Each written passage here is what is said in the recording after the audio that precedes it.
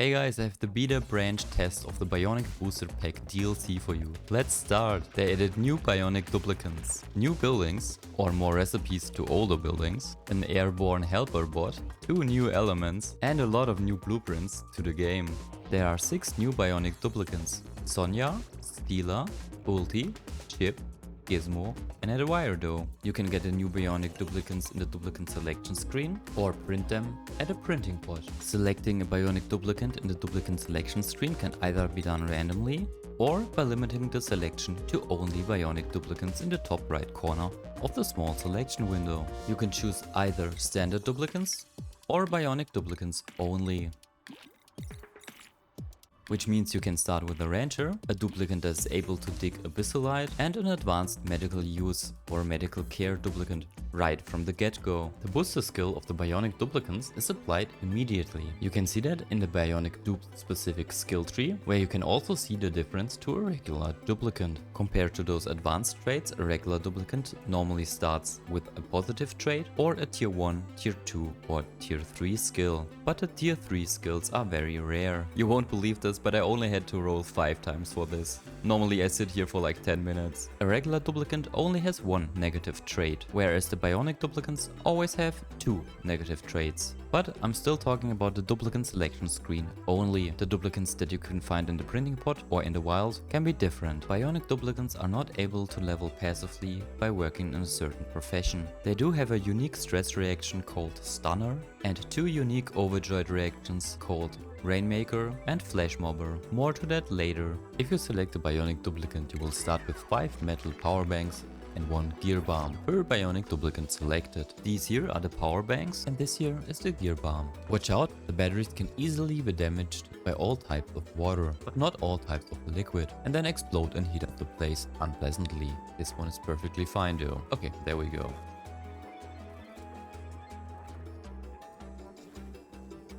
Here we do have a collection of all the batteries. The top row is water and the bottom row is oils. From left to right we do have the metal power bank, the eco power bank, the nuclear ore power bank and the atomic power bank. If they stay in water for too long they will explode. That will produce a lot of heat and in case of the atomic version, a bit of radiation and nuclear fallout. The new duplicants come with a whole bunch of things that you have to keep your eyes on. For example, power, gear oil and gunk. And most of the things like health and moral that you have to keep an eye on anyways. Let's start with power. The new duplicants themselves come fully charged, which means 480 kilojoules equaling exactly 4 power banks worth of energy. A biodupe uses a minimum of 1 power bank or 120 kilojoules per cycle, as can be seen by hovering over the new stat in the top left of the screen. You can produce those fully charged metal power banks at a crafting station for 200 kg of copper or 200 kg of any metal ore, and you can research them under colony development. Later on you can also research and build eco power banks, which are rechargeable and can be built from 200 kg of abyssalite at a soldering station. They are produced empty though, so you do have to recharge them first before you can use them. And then there's the nuclear ore power bank, which can be built from 10 kg of nuclear ore at a crafting station. The last of the power banks is the atomic power bank, made from 10 kg of enriched uranium in a molecular forge, which is, and listen to this, self-charging, though all of them hold only 120 kilojoules of charge. Once produced, these beasts of batteries recharge around 60 watts per second. They do have a lifetime of 150 cycles, but after that they will explode, which is probably why they can no longer be used inside of the new Bionic Duplicants. But I am very sure we will find other applications for them. I am already thinking of a potential unintended usage of this. So the most practical solution is probably the eco version, which can be recharged at the power bank charger. As you can see, the lovely Flydo supplied the power bank charger with our eco power banks. And after around half a cycle to 3/4 of a cycle, the eco battery banks are now finally charged, though they still hold the same 120 kilojoules as all the other ones, giving the new Bionic Duplicants 1 whole cycle worth of power. By the way, another point I added while I was recording this is an 80 watt inefficiency to the power bank charge's conversion of the electrical power to an eco power bank's charge. Meaning you lose a little bit of energy in the process of charging your batteries, like in normal life. Do not make it overpowered, I guess. Now back to the rest of the normal and special traits of the Bionic Duplicants. Those dupes can work almost non-stop, the dream of every exploitative colony overlord.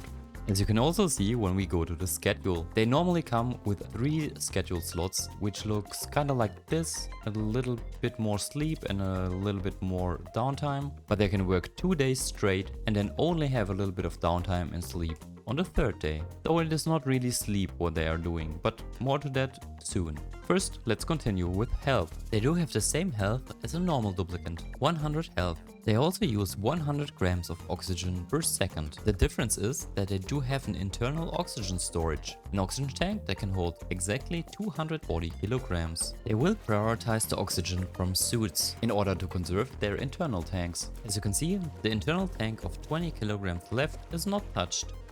But once the duplicant returns and takes off their suit, the tank starts depleting again. When their oxygen level reaches 0, or when they are in their downtime, the duplicants will start to breathe and refill their oxygen tank. They can get stressed like every other duplicant as well, but have a different stress reaction, like Stunner, which can be pretty shocking for all the duplicants around them. It also uses up all of their power and leaves them incapacitated. Of course, those duplicants also have a different overjoyed reaction. Here you can see a Rainmaker duplicant. Sadly, I couldn't get a second overjoyed reaction on tape. One way for a Bionic duplicant to get stressed is simply by touching water. As you can see, the Bionic duplicants get shocked periodically, and if we check out their status, we can see that a liquid exposure gives them a massive 200% stress increase per cycle. So don't get them wet, they're like gremlins basically. And because they do not eat, at least not in the classical sense of the term, and they do not sleep most of the time, they can get stressed easily. Which brings us right to our next point, sleep. As you can see, ECX, our normal duplicant, is sleeping perfectly fine. Whereas the Bionic duplicants defragment themselves in the bedroom, which is not a euphemism by the way, while at the same time, well, lighting up the whole room and preventing all the other duplicants from sleeping, which I find hilarious. Every 150 seconds of defragmentation will spawn 1 microchip. You can force this by just giving them all bedtime slots, which will have them produce a lot of microchips. They do use up their energy though, so it is not completely free. Those microchips are the same ones that can be produced at the power control station, though I cannot get it to work right now. Might be a bug, might be just me not using it correctly, but even if I put it to a high priority and have it in a power room and have a lot of duplicants that actually have the electrical engineering, then still nothing happens, even though I have a whole bunch of lead and gold lying around. The microchips that the dupes produce while sleeping can then be used to produce booster in the crafting station. For the price of just 2 microchips, you can get 1 of 5 simple booster.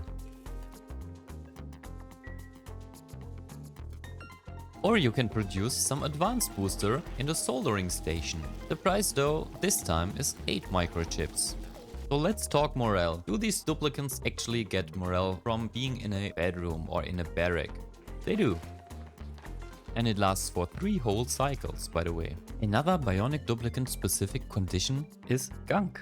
They build up 25% of Gunk per cycle. If too much Gunk builds up inside of the mechanical parts, you get a status Gunk extraction required, giving the duplicant a plus 20% stress per cycle. And if you wait even a little bit longer, then they will puke and cry it out, flooding your base with Gunk, and giving the duplicant a plus 20% stress per cycle for 1 cycle because of the Gunk mouth. The duplicant can still taste it. Gunk buildup can be prevented by using the appropriate building and by, and that is way funnier, clogging the toilet for all the other duplicants in the base by just dumping their Gunk inside of it. Which, as you can see, immediately makes the toilet unusable for a while until it has been unclogged. So Gunk removal is a bathroom task, as far as I've noticed. A proper Gunk extractor can be found under sanitation and be built in the plumbing tab. The Gunk will be extracted into a pipe. You can either store it or dump it somewhere. A duplicant's red dose will decrease when their gunk is extracted. By the way, the gunk extractor does not need any power. All that gunk talk, could you not run away? But damn it, Martin. All that gunk talk brings us to the next point. Where does all the gunk come from? Well, the new duplicants need gear oil. They can hold 200 kg of gear oil, which they need to stay flexy. If they run out of it, they get slow and get a -8 athletics and become stressed quicker, with a 30% stress increase per cycle. When the duplicant is low on gear oil, as you can see here, you will get a status message of low gear oil. They need to find either the gear balm or visit a lubrication station. And once they run completely out of it, you will get the status of grinding gears, giving the duplicant a -8 in athletics and a plus 30% stress per cycle. You will also see the animation where the duplicant grabs that bag like it is aching. When that is happening, you can either supply your duplicant with gear balm, which will refill exactly 80 kg of your gear oil and can be produced at the apothecary for the price of 80 kg of your gunk, which you can recycle, and 200 kg of water. It will leave behind 200 kg of polluted water though. You can, for example, recycle your gunk by filling them in the new bottle filler building that I added in the last update. Oh, by the way, the apothecary no longer needs any power. Or the second option would be to use the appropriate buildings. These here are the lubrication stations. They use 120 watts of power, they will lube up all of your duplicants' crevices, and they will refill the full 200 kg of gear oil. So what exactly is gear oil? What do we use here? We just simply use food oil. Or the second choice would be to use Phyto oil. Phyto oil is produced at a plant pulverizer from 100 kg of slime, turning it into 70 kg of Phyto oil and 30 kg of dirt. They also added the consumable tabs for the new Bionic duplicants. You can now choose things like oxygen canister and battery types. Now that we covered the basics about the new duplicants and understood that they need power instead of food, there's of course a new game difficulty that takes that into account. We now have the Bionic wattage setting, which ranges from analog, the dupes basically using no power at all, to energy vampire. The Bionic duplicants drain batteries like it's their only job. Now back to the dupes. How can we upgrade our Bionic duplicants? You can get booster from the printing pod. Okay, unlucky. You can get booster from the printing pod. Build basic booster at the crafting station for 2 microchips, or craft advanced booster at a soldering station for 8 microchips. Once you crafted one of these boosters, you click on them and assign a duplicant. They will then install the update.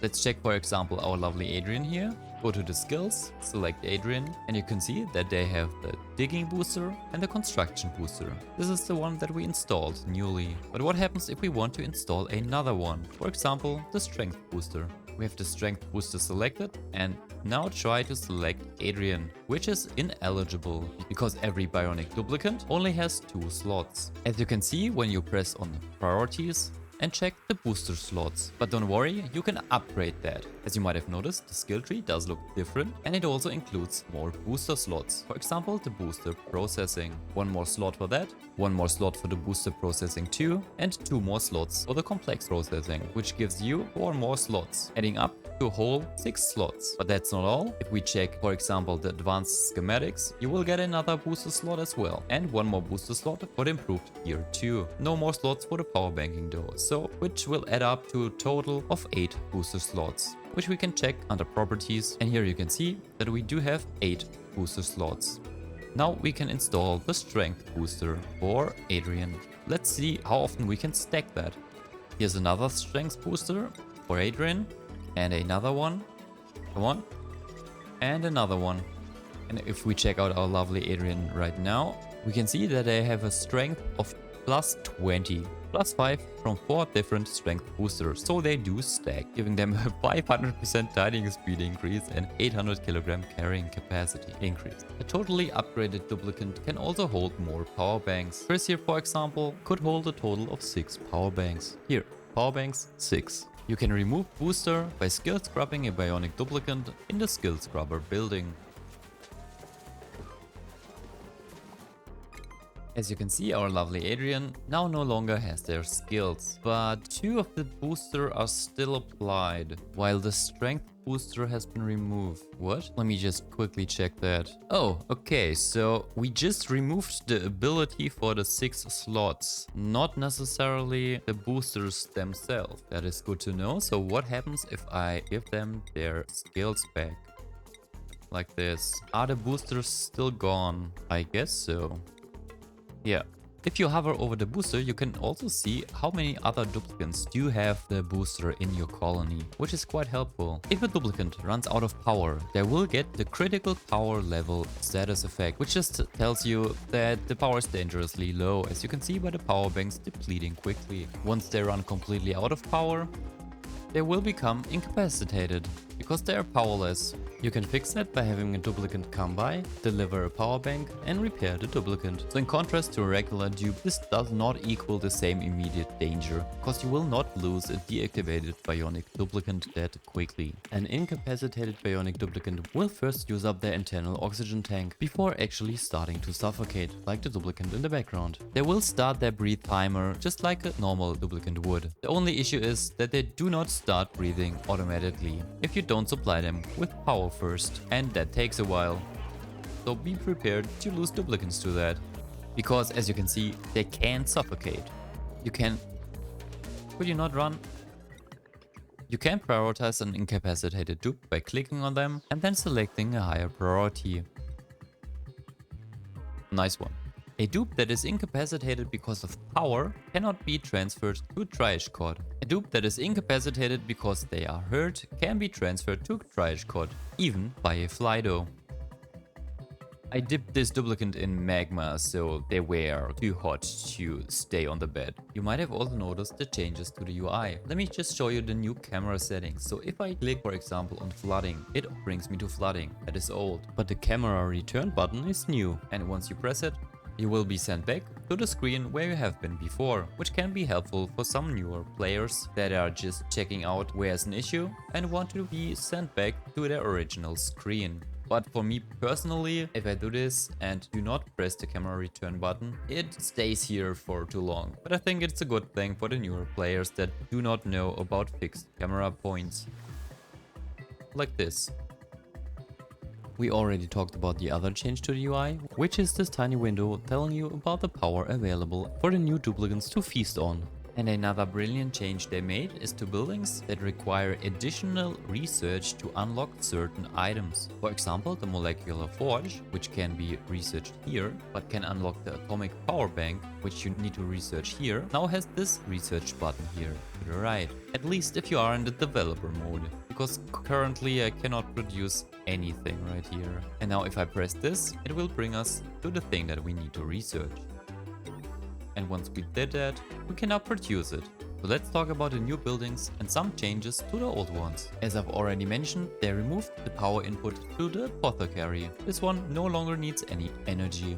They reduced its heat generation and added an insulated storage to it as well for the contents here in the down right. The crafting station can now produce metal power banks made from any metal ores or the simpler versions of the booster. The plant pulverizer now has a recipe for Phyto oil. Let's talk about the new buildings now. The Gunk extractor gets rid of a bionic dupe's gunk and dumps it somewhere. It can be assigned to a duplicant like a toilet. The Gunk extractor also counts as a flush toilet if you want to build a room. So if we, for example, place it in a room with a plumbed sink, you will get a washroom. The lubrication station lubes up your dupe for later use. It fulfills the same function as the gear balm made in the apothecary, but uses crude oil or Phyto oil to butter up your dupes. The lubrication station has a power requirement of 120 watts, and the input location has been changed to up here for the liquid oil. There are 3 new power buildings, which can use the 4 aforementioned types of batteries. To the left we have the metal power bank, which can be crafted at the crafting station, the eco power bank in its empty state, which can be produced at the soldering station and be recharged with this building down here, then it looks like this, and the atomic power bank, which can be produced at a molecular forge and is self-charging. These batteries now allow us to store energy, and they can be used in a standalone power grid in other places areas of the base or even in rockets. If we, for example, place a Flydo in here, or let me just get one. Now that we have a Flydo, it will pick up the empty eco power banks, place them at the power bank charger, and over the time of almost one cycle, will recharge them. And after that, they will be usable in this tiny new building, which is called the compact discharger, or the larger building, the large discharger. So if we, for example,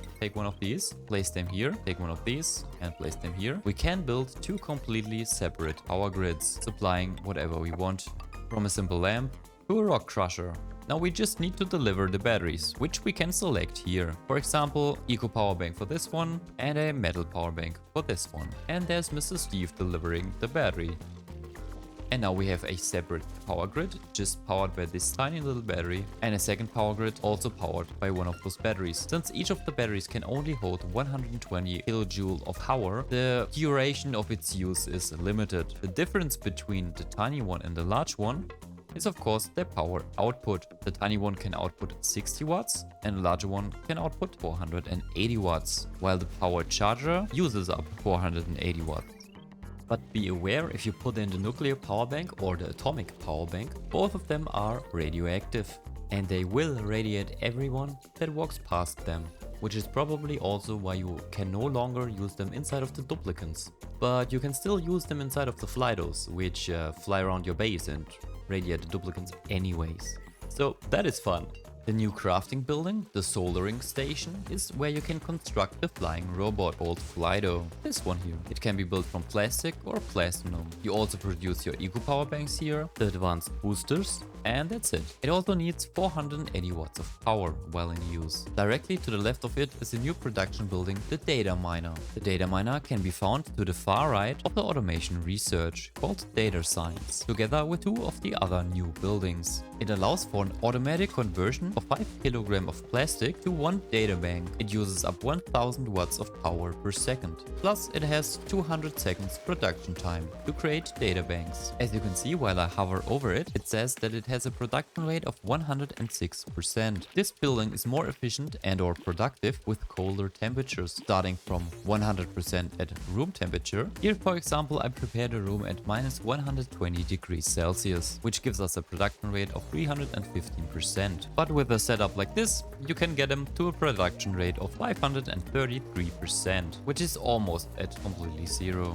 And apparently the maximum that you can reach. Let's talk remote control buildings. We have the remote controller and the remote worker dog. The remote controller needs 10 data banks and 1 duplicant to operate. It also uses 120 watts of power, the same as the remote worker dog, which needs gear oil and an output, as well as 200 kg of steel to start up. So let's just grab one of the Flydos and supply them.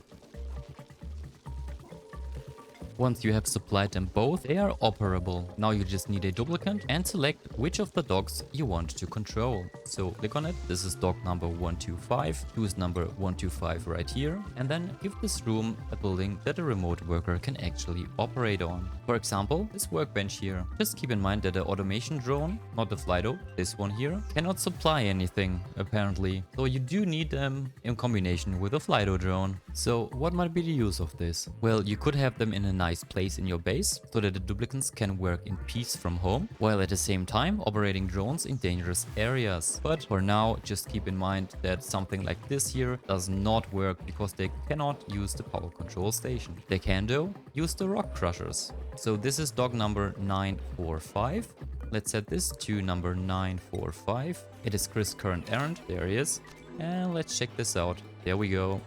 And now we have the drone working remotely. Just keep in mind, just keep in mind that you have to supply it with gear oil, meaning crude oil or Phyto oil, and extract the gunk and dump it somewhere or store it, or in the best case, reuse it. Another option that you could use is have your duplicants work from here and have them cook for the duplicants in a whole other area of the base, like our friend here. Ranging does not work, by the way. The drones have an internal battery of 60 joules. I just grabbed this one and placed it here so it doesn't know where it belongs. Do you know now? There you go. Nice little drone. The remote controller can be placed anywhere in the base. It just needs power to work. And then you need to assign a dog and supply it with data banks. The dog though needs to be placed on flat ground. And as you can see here, it has a limited range. The range is 25 tiles. It needs to be placed in the vicinity of the building that you want to use with the automation drone. So if we click on the dock right here, the shearing station, for example, is in its range. Our remote worker can use it, and yes, it can shear the Dracos, which is pretty awesome. Note, automatons can only walk in a straight line. Absolutely no inclines, steps or ladders, as you can also see right here. So much to the remote control building. Let's continue with the robot pilot module. As you can see, this here would be a normal rocket. But if we check this out on the inside, I removed the pilot seat, which also means that we technically could get rid of the Spacefarer module or just replace it with a new robo pilot module. Same here and same here.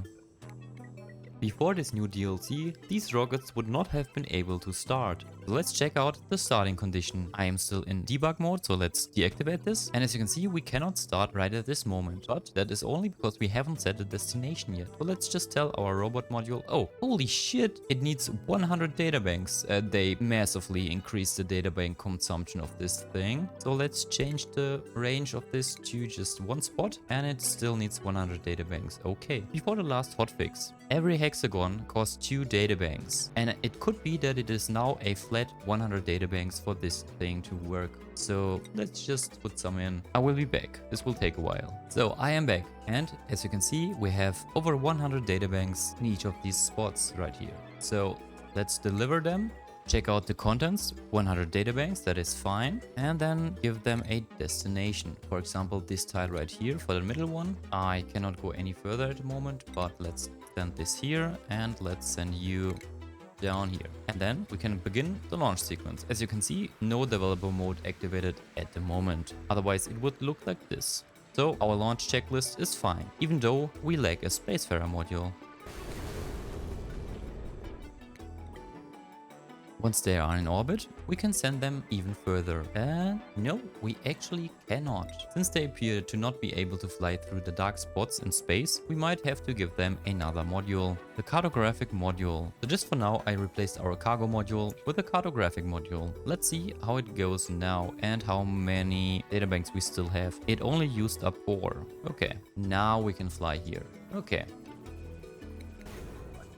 And once we clear the way, we can use our other 2 rockets. Just like this. So the new Robo Pilot module in the Spaced Out DLC or Robo Command module in the base game allows for a rocket control station free and therefore dupe free space exploration and mining operation. And as far as I've noticed, it requires 2 databanks per hexagon to move. Another good use for all the databanks, you will be mining with the new buildings. You might have already noticed this beauty right here. But let's check out the rest of them. There are 9 new parts for the monument. We get 3 new bases, middle parts and heads, allowing for a wider range of variety. Now let's talk about our lovely new flying robot called Flydo. You have already seen quite a bit of Flydo in the background, but let me sum up. As you can see, Flydo can pick up solids and help with storing and even supplying. You can use them as a replacement for your transport duplicants. A Flydo uses 50 watts per second and it is powered by one of the many battery types. You can choose and select which one you want inside of your Flydo. Flydos can now be given the move to command, like this, or if they are unpowered, you can relocate them. You have already seen the Flydo transport an incapacitated duplicant, but they can even transport diseased duplicants. By the way, a Flydo can trigger the duplicant motion sensors. Now to the 2 new elements, Phyto oil and Gunk. As you already know, you can get Gunk from your Bionic duplicants and it can be used as an ingredient in beer balm. But now to its properties. If you heat up Gunk to over 448 degrees Celsius, it will turn into petroleum and a little bit of sulfur. 1 kilogram of Gunk will turn into 920 grams of petroleum and 80 grams of sulfur. If frozen at under minus 8.1 degrees Celsius, it will turn into solid Gunk. And if you use enough of it, then it will turn into solid blocks, which, by the way, are an organic. So let's check this out here. Solid Gunk, resource type, organic. It has a soft hardness and is slippery. You know, slippery was the one where the duplicants trip and fall. That counts for Gunk, and this also counts for Phyto oil.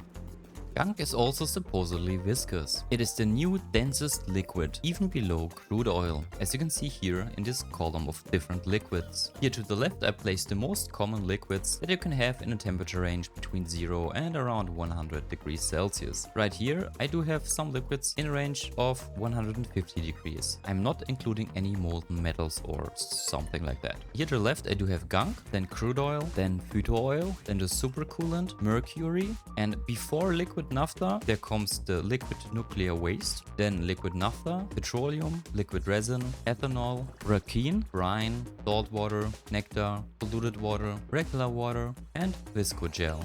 Which means that a new densest material, gunk, can now in combination with crude oil and phyto oil be used for various applications. For example, stacked liquid logs that should be relatively resistant to any other liquids dropping. By the way, before the last hotfix, whatever liquid got placed first was the lowest level. So just to show you that this isn't the case anymore, let's place a little bit of gunk here and crude oil on top like this, and crude oil here and a little bit of gunk on top, and see what happens. There you go. Gunk always forms the lowest layer. Now let's talk about the phyto oil. It can be used as gear oil in some of the machinery or as gear balm replacement. For example, in the lubrication station. Produced in the plant pulverizer. No, Rich Phillybob, what happened to you? You did not see that. Just look somewhere else. So, phyto oil is produced by using 100 kg of slime, which gives you 70 kg of phyto oil and 30 kg of dirt. Apparently, it is an excellent radiation shield. If heated up to over 75 degrees Celsius, you can turn it into 2/3 algae and 1/3 carbon dioxide. So let's just check this again. Phyto oil, when heated up, turns into carbon dioxide and algae. Of course, you can also freeze it. You need to reach below -33 degrees Celsius. And then it will turn into these nice and solid chunks, which apparently are very soft with a hardness of 2 and slippery as well. Phyto oil has a specific heat capacity of 0.9 and a thermal conductivity of 2, and gunk has a specific heat capacity of 1.2 and a thermal conductivity of 1.5. And also a very high value for radiation blocking. And now to the blueprints. You have already seen the new blueprints for the monuments, and here are all the current blueprints for the automation parts.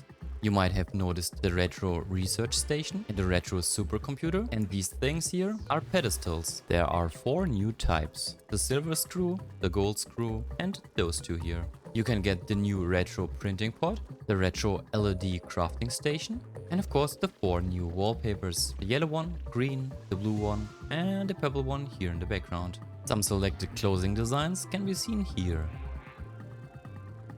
or in the supply closet.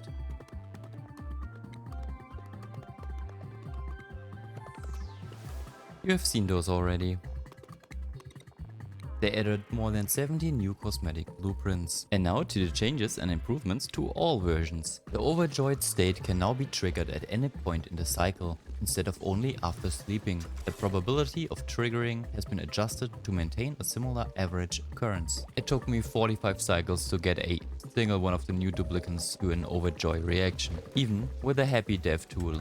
There's now a tiny little indicator in the Duplicants errands side screen, this one here, indicating what slot of their shift they are at the moment. For PotatoSon it is work. The plastic monomer codex entry now lists the elements in the category: petroleum, nectar, and the plastic monomer. Eggshell, porkshell mold, and regal behemoth crest are now listed in the database under industrial ingredient. They changed the way duplicants with atmosuits find safe areas when idling. They will now move to better available cells if the idle one is inconvenient. Not really sure what I mean, but we will figure that out eventually. Sublimating elements will consider neighboring tiles for overpressure to reduce the occurrence of runaway off-gassing.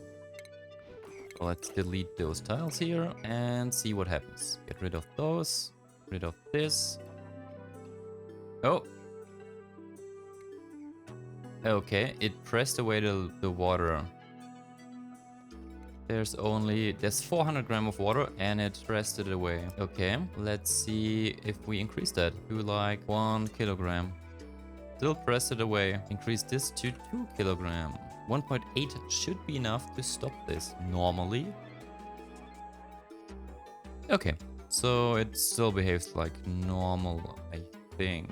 there have been minor changes to the Glass Forge artwork. And an important one for the critter, they adjusted the Pokeshell comfortable temperature range so that they are comfortable in their default ocean biome temperatures. Let's check that out. You there, stop walking. Thank you. So the ideal temperatures for them are comfortable range of 0 to 40 degrees Celsius, but livable range of -50 up to +100. And yeah, that checks out. There's another one, 30 degrees, and so on and so forth. Spaced out only. Duplicants in suits can now find a safer area to idle when they are idling in a radioactive zone. Do something. Idle somewhere else. I mean, I'm doubting this one.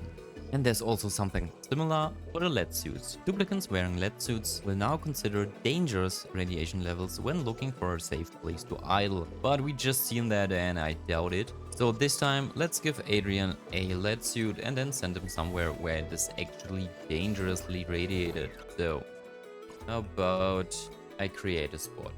So, this is currently the radiation. And is this dangerous for the duplicant? How much current exposure? Yeah, it is technically dangerous and they should not idle around here. Adrian, what are you doing?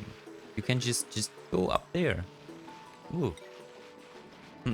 Yep, it's not working. Also, fetched shores involving multiple source and destination storages will be smarter about which item to transfer. And here are all the blueprints that I got while recording this.